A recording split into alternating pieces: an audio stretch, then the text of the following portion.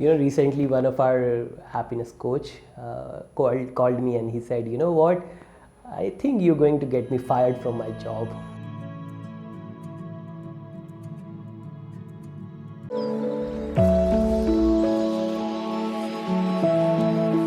And I said, why? What have I done?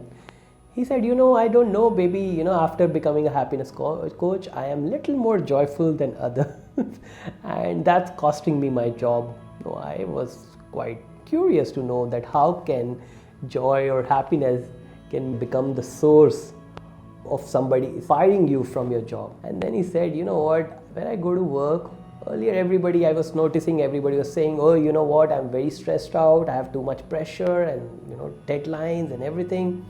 I was also saying, yes, I also have pressure, I have deadlines and everything. I was part of the group.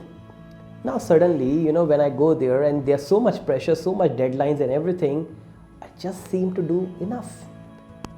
I just seem to do fine.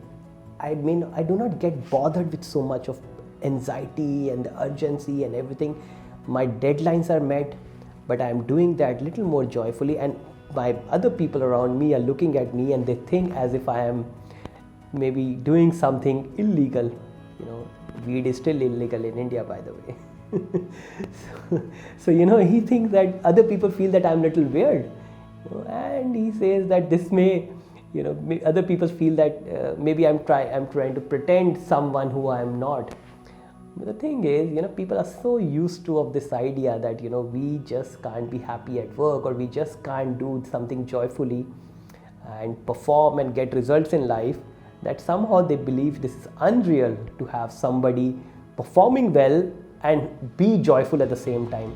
But have you noticed the little kids, when they are involved in the play, how joyfully they are playing, they're involved in that game completely, and they're still giving their best.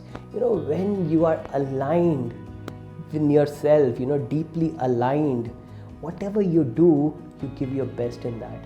But if you're not aligned inside, but you still have to do it, how will you do that? You will create suffering for yourself and you will create suffering for others.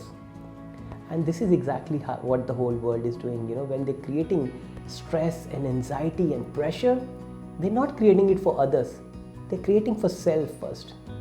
And once they create it for themselves, this is what they give it to the world, because that's very human nature. What you have, you share. If you're sad, what will you give it to the world? I come and meet you, you'll tell me a story, I'll be sad. And that's very human nature, right? But if you're angry, and if you don't want to give me that, I'll still have a taste of your anger. What if you're joyful and you don't want to share it with me? Will I not get a share of that as well? Now, this is a very human nature. What we have, we share.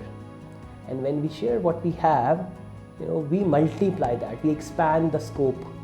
And this is why, at the workplace, when you are going to the office, you are working on your project, or you own a small business, it's very important that you do something joyfully, because it's your responsibility that people who are working with you, or your family members and everyone around you who come in contact with you, must get taste of what you have. A lemon can, if you squeeze that, it will not give you sweet, it will give you what it has, right? So if you're ready to get fired from your job because of your happiness, you can check out what we do at Happiitude.